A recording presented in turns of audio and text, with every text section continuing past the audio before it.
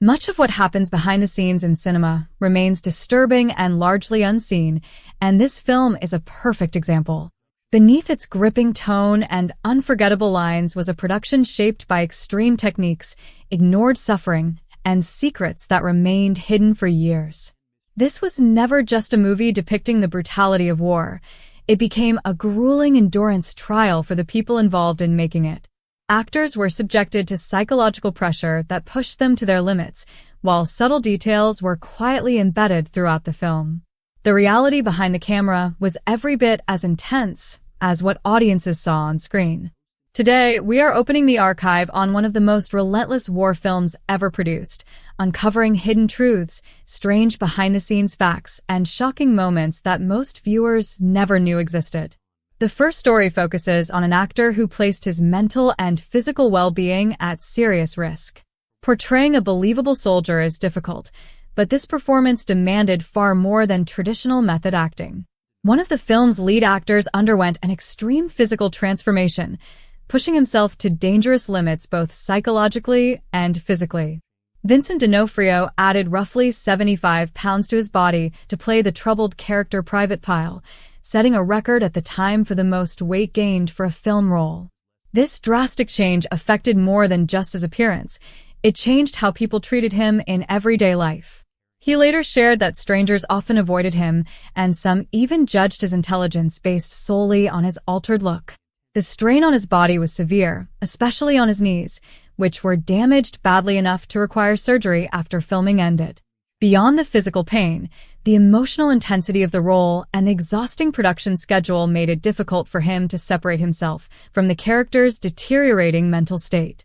Very few performers have experienced such total immersion for a single project.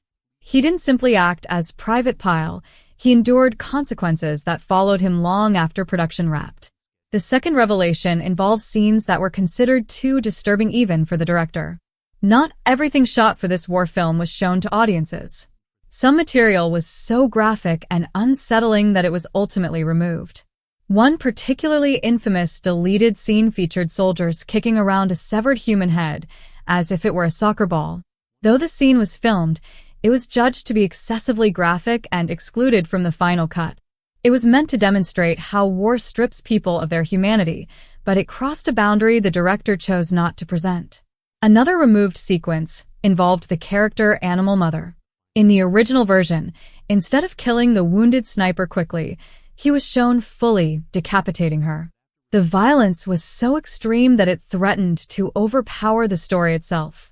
These omitted scenes show that what audiences saw was only a fraction of a much darker vision. The finished film was intense, but the unseen footage suggests an even more brutal reality behind the scenes. The third story centers on a shocking incident that occurred off-camera. Tensions during production escalated to an alarming level, resulting in one of the most unsettling moments on set. The oppressive atmosphere extended beyond filming and began affecting the actors' personal lives. Actor Matthew Modine faced a personal crisis when his wife needed emergency surgery, prompting him to request time away from the set. Instead of immediately granting permission, the director engaged him in a prolonged discussion, explaining why he should stay. The exchange became psychologically overwhelming, making the actor feel trapped. In an emotionally charged moment, Modine reportedly pulled out a pocket knife and threatened to hurt himself if he was not allowed to leave. The situation became even more absurd when it was later discovered that he was not scheduled to film that day at all.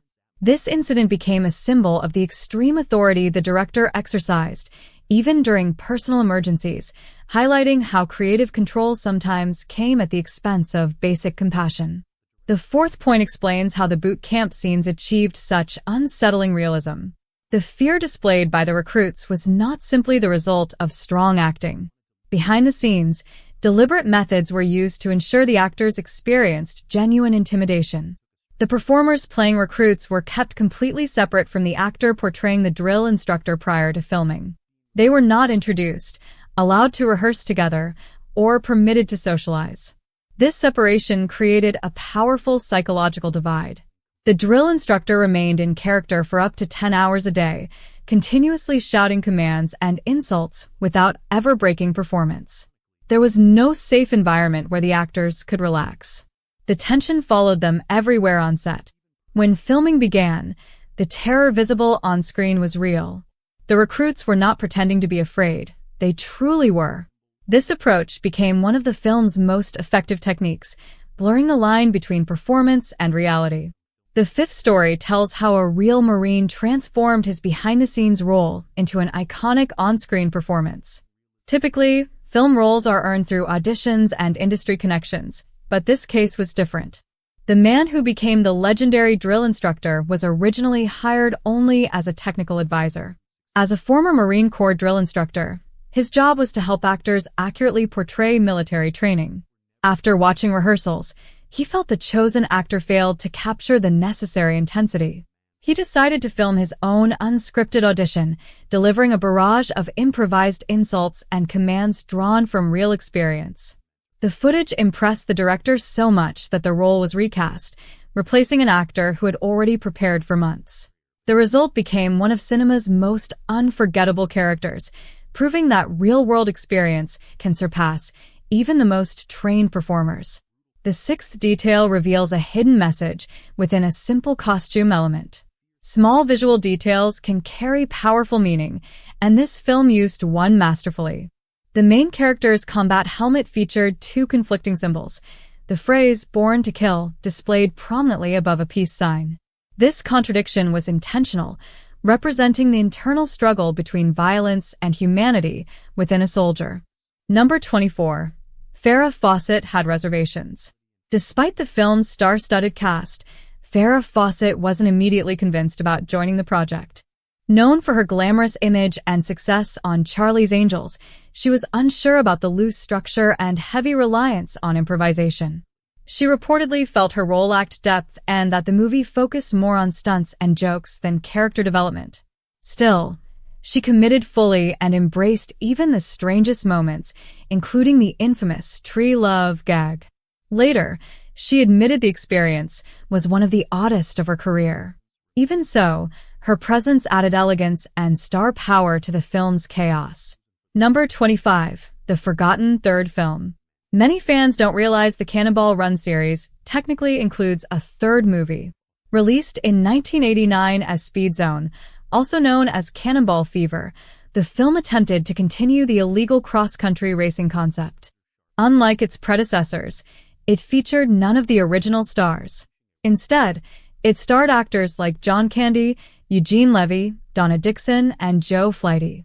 While talented, the cast lacked the wild chemistry of the originals. Directed by Jim Drake, the movie followed a familiar formula, but without Hal Needham's guiding hand. It performed poorly, faded quickly, and remains largely forgotten, even among hardcore fans. Conclusion. Those are 25 strange, wild, and lesser-known facts about the Cannonball Run.